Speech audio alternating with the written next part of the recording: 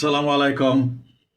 মোয়াজ্জেম উদ্দিন সেন্টু আমার এই peaceful life টিভির video non matric CSP officer, under matric রাষ্ট্রপতি আর হরমুজে পরাশক্তির নাকানি চুবানিতে সবাইকে আমার হৃদয়ের উষ্ণ আন্তরিক স্বাগত এবং শুভেচ্ছা জানাচ্ছি। দেখেন ছবি কি বলছে, বাংলাদেশে 10টা বাটপার এক জায়গায় হলে ব্যাংক করে। আবার কি বলছে, ক্রিকেট বোর্ডে বাপের দোয়া মায়ের দোয়া কমিটি করিনি। আর ওই যে ইরান পাল্টা আক্রমণ করতেছে, ওদের একটা জাহাজ ডুবে দিয়েছিল তার প্রেক্ষিতে। আমার নিজেরই লজ্জা হয় আসলে এই সমস্ত ভিডিও করতে। এই সমস্ত ভিডিও কি করার কথা? এই যে কথাটা non matric CSP officer, under matric president, এই কথাটা আমাদের সেই সময় 60-এর দশকে তুমুল জনপ্রিয় ছিল। স্কুলে কোনো পলিটিক্স ছিল না, একেবারেই না। আমি বলবো আর কি, হাই স্কুলে আমি তো 69-এ মেট্রিক পাস করছি। নো, নট অ্যাট অল, কোনো পলিটিক্স ছিল না। কলেজে ছিটাফোটা সামান্য, বিশ্ববিদ্যালয়েও কোনো আঁচ লাগে নাই আমাদের রাজশাহী বিশ্ববিদ্যালয়ে। যাই হোক, হালকা পাতলা কিছু ছিল আর কি। সো এই যে আমি যে বলছি নন মেট্রিক সিএসপি অফিসার, দেখেন কথাটা কত লজ্জার। ওনারা রাজনীতি করেন, আমি রাজনীতি করি না। Rather I hate this bloody রাজনীতি। এই সারা পৃথিবীতে বলছি তো, সারা পৃথিবীতে আমি সারাদিন বলি, শুধু নট দ্যাট যে বাংলাদেশের এই ইউটিউবে বলি, আমি ওখানে কমেন্টস করি, আমি তো বলছি বিভিন্ন ভিডিও দেখে আমি বলছি সমস্ত পৃথিবীর অশান্তির মূল কারণ হলো এই নেস্টি, এই হিপোক্রেসি, নেস্টি পলিটিক্স, হিপোক্রেসি, এই যে ডিসক্রিমিনেশন ইত্যাদি ইত্যাদি, এগুলো আর কি, রটেন পলিটিক্স। সো ওই যে বলতেছেন উনি, ব্যাংক যারা করে তারা তো ধনী আজকে। সেই ব্যাংকের লোক বলতেছেন যে 10টা বাটপার এক জায়গায় হলে তারা ব্যাংক করে। এদের উদ্দেশ্যই হলো জনগণ সরল সোজা আমার মতন মানুষের ভাগ্যিস। আমার আসলে ব্যাংকে তেমন কোনো টাকা পয়সা নাই, ওটা তুলে খেয়ে ফেলছি অ্যাকচুয়ালি। সো আমি দেখি তো 6-7টা ব্যাংক দেউলিয়া, তাদের টাকা দিচ্ছে না দিচ্ছে না দিচ্ছে না, ঝগড়া মারামারি হচ্ছে, গ্রাহকদের এই করব সেই করব, খালি তালবাহানা। বাইরের ওদিক দিয়ে এই যে শুকনা খাল খনন করতেছে, বলছি এখানে পুঁটি মাছও পাওয়া যাবে না। বলছি যদি খাল কেটে কুমির আনো, যদি সক্ষমতা থাকে, পুঁটি মাছ তো আনতে পারবে না, কুমিরও আনার, কুমির আনলে তো বলতাম যে না, ওইখানে ওই যে তিস্তা প্রকল্পে যদি কিছু কুমিরের চাষের প্রজেক্ট করতো, ওইটা যদি কার্যকরী করতো, ওইটা করার হ্যাডম নাই, খাল কাটতে যেতেছে। খালে বলছি পদ্মা মেঘনায় নাই পানি, পদ্মা যমুনায় নাই পানি, কোথেকে তিস্তায় নাই পানি, কোথা থেকে এই খাল কাটলে? আমি আমি কসম কেটে বলতেছি, যদি একটা পয়সার কাজে লাগে এই কোনো খাল। যাক, সো এই ব্যাংকের খবর নাই, ব্যাংকের গ্রাহকদের টাকা দিতে পারতেছে না, রাষ্ট্রের পেট্রোলের খবর নাই, পেট্রোল এদিক দিয়ে বলে পেট্রোল। আমি কালকে ডাক্তারখানায় গেছি, ডাক্তারের আসার কথা 1টা 5-এ, সম্ভবত আমার অ্যাপয়েন্টমেন্ট, সম্ভবত না, 1টা 5-এ আমি গেছি, বাসা থেকে বেরোয়েছি 10:30টায় বা 11টায়, এই ল্যাবেডে। সেখানে গিয়ে পৌঁছেছি ঠিক টাইমেই। ওখান থেকে তখন 10 মিনিট 15 মিনিট পরে ওই ভদ্রলোক, যে ওনার অ্যাটেন্ডেন্ট, মেজর জেনারেল একজন ডক্টর, এমআরসিপি এফআরসিএস করা। সো বলতেছে আমাদেরকে যে স্যার ফোন দিছে, উনি তেলের জন্য লাইন লাগাইছে, আসতে দেরি হবে। আমি সেই 10টা 11টায় বাসা থেকে বের হয়েছি, সেই 3টার সময় রোজা ছিলাম না, রোজা ছিলাম না, সরি, রোজা না, তো 3:30 পর্যন্ত অপেক্ষা করে তারপরে চলে আসছে। এই হলো অবস্থা। কিন্তু খাল পুরা দামে কাটতেছে। আবার এই হকারদের বিষয়ে কথা বলছি, এই ছেলেগুলোর এই হকারের টাকা, এই এই যে আমি তো বলছি প্রতি ইঞ্চিতে ইঞ্চিতে টাকা দিতে হয়। কারণ আমি বলছি, আমি 77 সালে পার্মানেন্টলি ঢাকা আছি, 77-এ আমার গুলিস্তানে কিছু ইয়েও আছে, নিজের স্থাপনা আছে আর কি, নিজের প্রতিষ্ঠান আছে, যেতে হয় রেগুলার। আমি তো বলছি আমি হেঁটে হেঁটে এই ঢাকার শহর চিনছি। আপনি বিশ্বাস করেন বা নাই করেন, আমি শেরেবাংলা নগর থেকে হেঁটে মতিঝিলে গেছি বহুদিন। এই মুগদাপাড়া বলতেছি, এই যে গোরান থেকে হেঁটে এই ইসের ভিতরে, করোনার ভিতরে মৌলভীবাজারে গেছি 3-4 মাস, যখন লকডাউন মকডাউন ছিল, তখন রিক্সা মিক্সা কিছু তো চড়ি নাই, হেঁটে গেছি সোজাসুজি। কারণ বাজারে মাছ কিনতে বিভিন্ন জায়গায় সুযোগ পেলেই হাঁটছি। মানিক দিয়ে গেছি হেঁটে, সম্ভবত জিগাতলা থেকে, তারপরে গোরান থেকে হেঁটে গেছি এই যে ওটাকে কি বলে, ই চত্বর, ইউসিবি চত্বর ক্যান্টনমেন্টে, এখানে হেঁটে হেঁটে আসলে এটা চেনার জন্য হাঁটছি। যাই হোক, এই কথা বহুবার আমি বলছি। তো ঢাকা শহরে এই যে হকারদের কথা বলছি, এরা যাবে কোথায়? আমি তো বলছি এই প্রজন্মের জন্যই দেশ, আমার জন্য দেশ না, এই প্রজন্মের জন্যই পৃথিবী। কিন্তু এই প্রজন্মকে আমি বলতেছি, এরা যদি না বুঝে, এরা যদি এদের অধিকার আদায় করে না, তো এই যে বাটপার সব ব্যাংক, এরা টাকা জমা দিবা, খাইটা পিটা, বিদেশ থেকে টাকা পাঠাবা, আসা দেবা, কিচ্ছু নাই, সব খায় ফেলাইছে। এই বাটপার রাষ্ট্র এটা। বলছি তো, যেই রাষ্ট্রে নন মেট্রিক হয় প্রেসিডেন্টের, ভিসি, এ বিষয়ে কথা বলছি, ভিসিদের দেয় অ্যাপয়েন্টমেন্ট, সেখানে ইউনিভার্সিটিতে টিচারদের ভিতরে দল, ডাক্তারদের ভিতরে দল, সেই রাষ্ট্রের কি থাকতে পারে, কি হতে পারে ভবিষ্যৎ? এখন এই যে ক্রিকেট বল বলতেছে, বাপের দোয়া মায়ের দোয়া, বাসের পিছনে লেখা থাকে, টেম্পুর পিছনে, রিক্সার পিছনে লেখা থাকে বাপের দোয়া মায়ের দোয়া, রিক্সা, ট্রান্সপোর্ট কোম্পানি। অত্যন্ত দুঃখ, পরিহাস, পরিতাপের বিষয় আর কি। আবার ওইদিকে একটা ট্রাম্পের কি অবস্থা, সেও একই ক্যাটাগরি, নন মেট্রিক, সিএসপি। এই সমস্ত বর্বর টাইপের লোক যখন রাষ্ট্র ক্ষমতায় আসীন হয়, পৃথিবীর নেতৃত্ব এদের কাছে চলে গেছে, এটা তো আসলে একটা অশুভ লক্ষণ। অশুভ লক্ষণ। এখানে এখানে হিংস্র হায়নার দল, ওই শকুনের দল যেমন গরু খাবলে খাবলে খেতে চায়, এই সারা পৃথিবীতে এখন এরকম বলছি। এই যে কালকে বলছি ওআইসি, মুসলমান, এতগুলো দেশ, এতগুলো রাষ্ট্র, সবগুলো তো সবসময় বলি হিজরা, নপুংসক। কেউ তো বলে না যে না, আপনার কথা ঠিক না। যদি হিজরাই না হবে, তাহলে সিংহের বাচ্চার মতন আওয়াজ তুললো না কেন? এইরকম খালিদ বিন ওয়ালিদের মতন, নবী মোহাম্মদ সাল্লাহ সাল্লামের মতন। আর এই মোল্লাগুলোকে তো সবসময় বলি, এরা খালি ওয়াজ করে, সকালবেলা ফজরের নামাজ পড়েই জান্নাতের খুশবু পায়, কি সুন্দর বাতাস, ফুরফুরে পাঞ্জাবি একটা গায়ে দিয়ে, হাতে তসবি টিপতে টিপতে রাস্তায় যায়, ভাব ভঙ্গিমা মনে হয় যেন একের আসমান থেকে নামছে আল্লাহর অলি। ডানে বামেও তাকায় না, মানুষের দিকেও তাকায় না, একেবারে ভাবও গম্ভীর, বিশাল বড়, মনে জান্নাতে ঢুকতেছে আর কি, এরকম একটা ভাবসাব নিয়ে।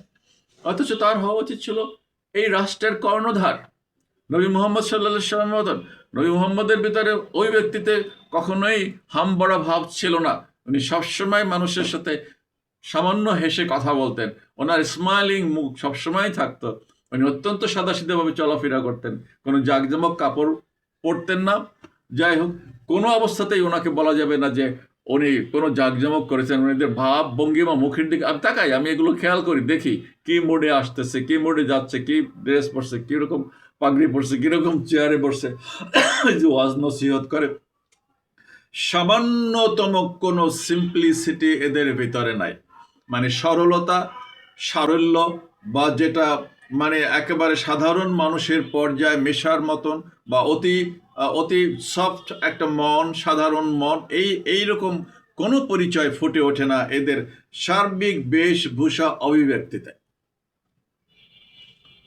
যাই হোক, সো এই যে এই যে ভিডিওর যে আমি করলাম আর কি, এই যে নাম দিলাম আর কি, আসলে আর কত আমি বলবো, আসলে কত বলতে গেলে তো একটা বিশাল বড় এক মহাকাব্য হবে।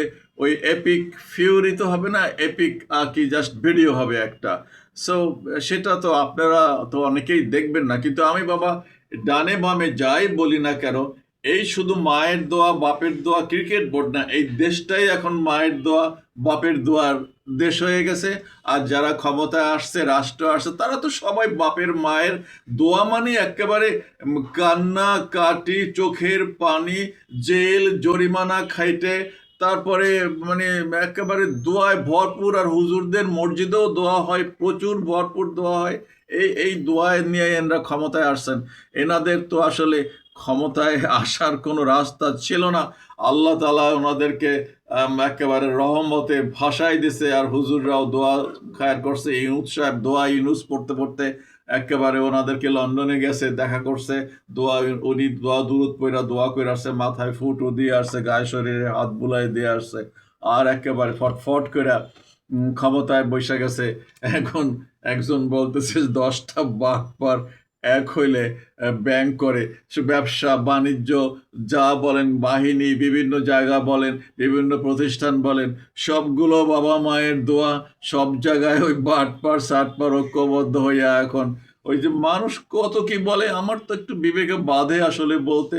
আমি তো বাবা সোনা বলে ভিডিও করি, ডাইরেক্টলি বলি না, ইনডাইরেক্টলি বলি, কিন্তু তো মগজ থাকলে তো বুঝবে। আর মগজ না থাকলে ওই যে সেটা ওই যে মানে গুড ফর নাথিং বললে ব্যাখ্যা দিব যে কইছে গুদ করে লাথি মারবে।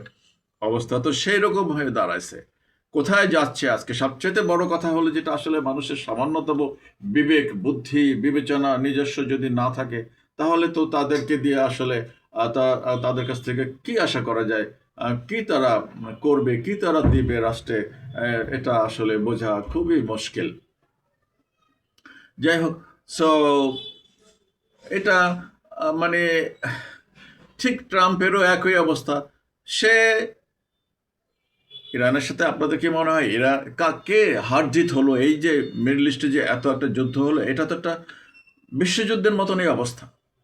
দুইটা পরাশক্তি একদিকে, আর একটা একটা ইরানের মতন একটা দেশ একদিকে। একটা কোনো দেশ ইরানের পক্ষে সরাসরি কথা বলছে বা দাঁড়াইছে? 36-37 দিন তো তারা যুদ্ধ করছে, এবং এখনো তারা বলতেছে না আমরা আমরা যুদ্ধ থামাই নিয়ে আমরা যুদ্ধ অবস্থাতেই আছি। আর পরস্পর বিরোধী সব শর্ত, এই সেই সমস্ত কথা মিথ্যা কথা, সমস্ত কথা মিথ্যা কথা। বিশেষ করে আমেরিকার প্রেসিডেন্ট যা বলে, প্রতি মুহূর্তে তার স্ট্যান্ড চেঞ্জ করে। এবং তার আমলা টামলা যারা আছে, আমাদের দেশের সরকারের যারা আমলা টামলা আছে, তারা যেরকম বলে ঠিক আমেরিকার একই টোনে কথা বলে, একই ভাবভঙ্গিমায় কথা বলে, একই একই অ্যাপ্রোচ, একই মনে হয় যেন নীতি আদর্শের এরা একই বৃন্তে দুইটা ফুল। এটা কি বলে কি করে তার সাথে কোনো মিল আছে? এই রাষ্ট্রের তো সব জায়গায় সমস্যা, সমস্ত জায়গায় সমস্যা। কোন জায়গায় সমস্যা নাই? আমি তো বলছি কালকে, কোথায় নাই সমস্যা? কোন সেক্টরটা ভালো চলতেছে? কোথায় নাই দুর্নীতি? কোথায় নাই ঝামেলা?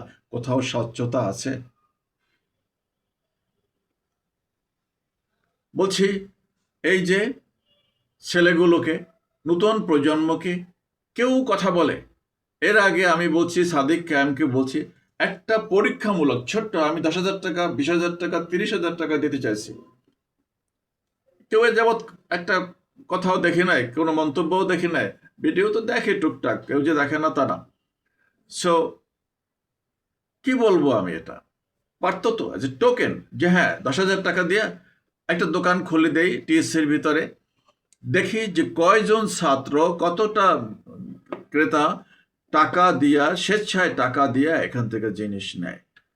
এটা কি একটা অ্যাসিড টেস্ট হতে পারতো না? এই জাতির ওখান থেকে তো একটা বিপ্লব শুরু হতে পারতো। ছোট থেকেই তো বড় হয় আস্তে আস্তে। মানুষের চরিত্র তো, আমি তো বলছি, স্কুলে যদি, প্রাইমারি স্কুলে, ওই কিন্ডারগার্টেন স্কুলে যদি এরকম একটা দোকান দেওয়া হয়, একটা বাচ্চাও বিনা টাকায় নেবে না।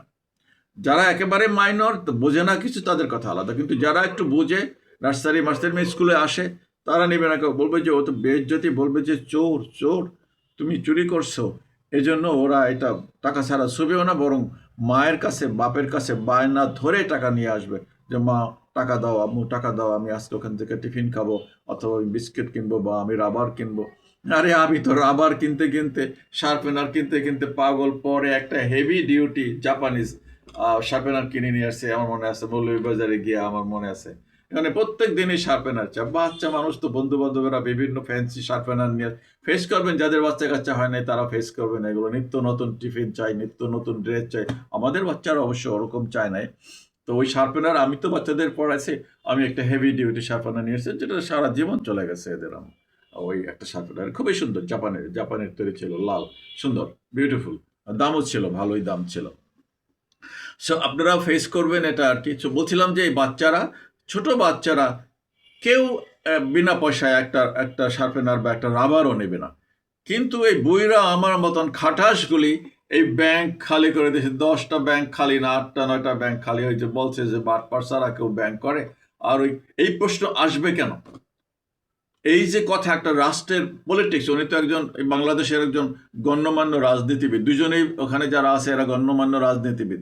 এদের মুখ থেকে এই সমস্ত কথা আসবে কেন? একটা রাষ্ট্রের এই পর্যায়ে গিয়ে এই সমস্ত কথাবার্তা আসতে পারে, আসা উচিত, লজ্জা হওয়া উচিত না? এই কথা বলতেই তো লজ্জিত বোধ করা উচিত। যেমন আমি তো লজ্জিত বোধ করি যে এই রাষ্ট্রকে একটা বাটপারের রাষ্ট্র, যারা ব্যাংক চালায় তারা তো হাজার হাজার কোটি টাকার মালিক। ওই টাকাও তো সব অবৈধ টাকা। প্রতি বছর কালো টাকাকে সাদা করার সুযোগ দেয় সরকার। দুদক আছে, দুদকের কামটা কি আমি বলি তো, আলেম ওলামাদের কামটা কি, দুদকের কামটা কি, কি কাম করে দুদক? এই বাহিনীগুলোর কামটা কি? যে বিডিআর এর মতন জায়গায় যে এই একটা ম্যাচাকার হলো, তাহলে বাহিনী আমরা কেন পুষি? এগুলো কথা বলতে গেলে কম বলে লোম ছিঁড়লে বাসলে আর কিচ্ছু থাকবে না বাবা। বলছি তো এখানে যে এই 16-17 বা এই 54 বছর ধরে এই যে প্রশাসনে যারা আছে, আমার বন্ধু বান্ধব ফুল সেক্রেটারি, আমি তো বলছি মেজর জেনারেল হয়ে রিটায়ার করছে, আমিও তো মেজর জেনারেল হতে পারতাম, আমি আইএসএসবিতে এসে ফিরে গেছি। সো সেক্রেটারি হয়ে, ফুল সেক্রেটারি হয়ে, সিনিয়র সেক্রেটারি হয়ে রিটায়ার করছে আমার জুনিয়র ছেলেরা। তো এরাই তো এই রাষ্ট্র চালাচ্ছে। ম্যাট্রিক পাস করে নাই, টান্না টুন্না ম্যাট্রিক পাস করছে, এরা হয় মিনিস্টার। তো এই মিনিস্টাররা কি ডিকটেট করবে?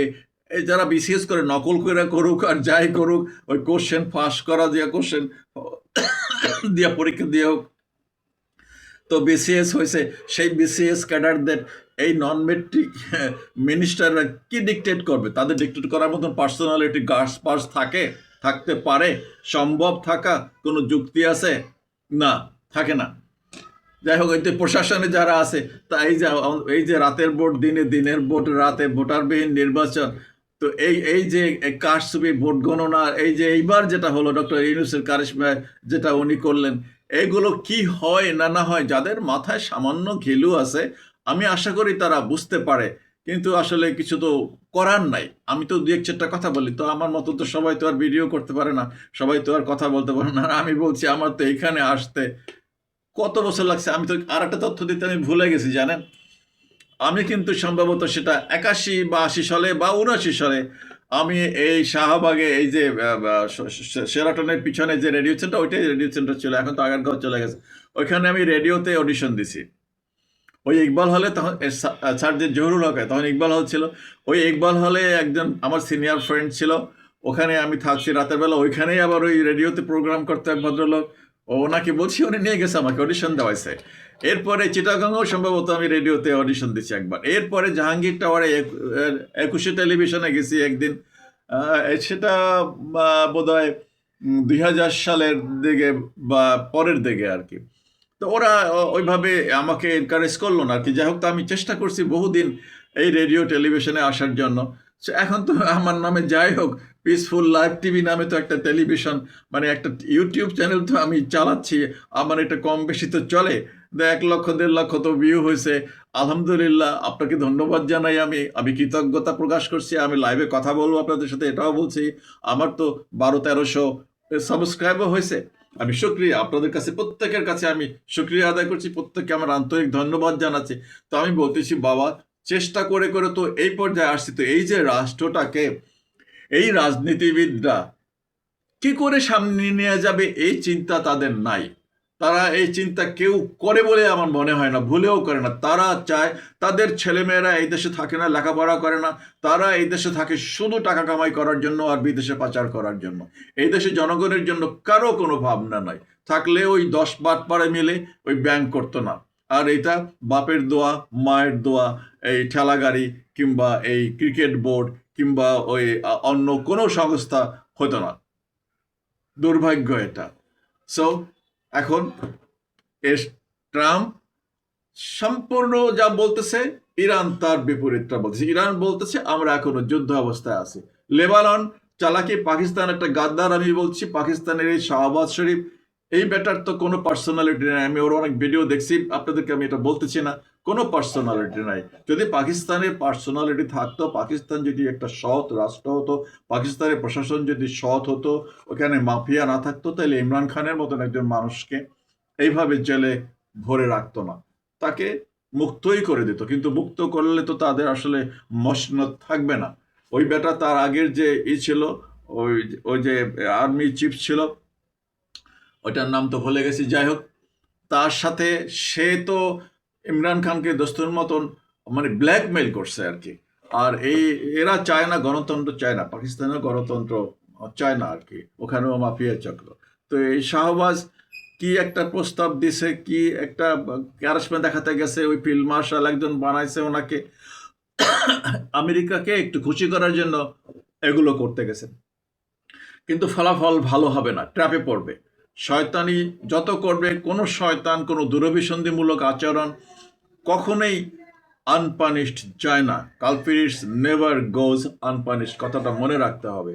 যাই হোক, আমি নতুন প্রজন্মকে বলবো, বাবা চোখ কান খোলা রাখো, দেশের জন্য করো, নিজের জন্য করো, বাট 100% সিরাতাল মুস্তাকিমে থেকে করো। ঠিক আছে, শুভকামনা থাকবে সবার জন্য। বলছি এরপরে উইল এক্সচেঞ্জ ভিউজ। আমি লাইভে আসবো, রোজা গেল, কাহিলও লাগতেছে, একটু কথা বলবো। আমি বারবার বলছি, repeatedly I am telling you, আমি শুধু জানার জন্য যে আসলে এদের ভাবনাকে, এই নতুন প্রজন্মের ভাবনাকে। ওকে, আসসালামু আলাইকুম, আল্লাহ হাফেজ।